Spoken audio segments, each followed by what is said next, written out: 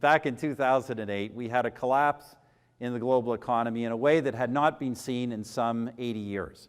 Not only did economic activity plummet, but the global financial system literally froze up as major institutions began to collapse. Now, of course, none of this originated in Canada. In fact, we famously have maintained the strongest financial system in the world. But the effects were felt here, and they were dramatic. In those extraordinary times of 2008, 2009, we responded with an economic action plan of unprecedented size. We spent more than $60 billion, mainly over 2 years, in coordination with many other countries, to speed up investments in infrastructure here at home and to help restore confidence in global markets.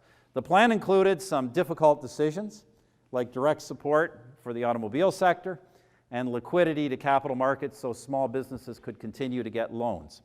Our actions were extraordinary, they were necessary, and they worked. But they came at a cost. They required us to run a deficit, in fact, a very significant deficit. And just as we promised, our spending would be timely, and it was. We also promised that our deficits would be temporary. We said that as long as the economy grew modestly, we would restrain spending growth and balance our budget.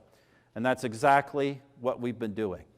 Now, my opponent has suggested that budgets somehow balance themselves.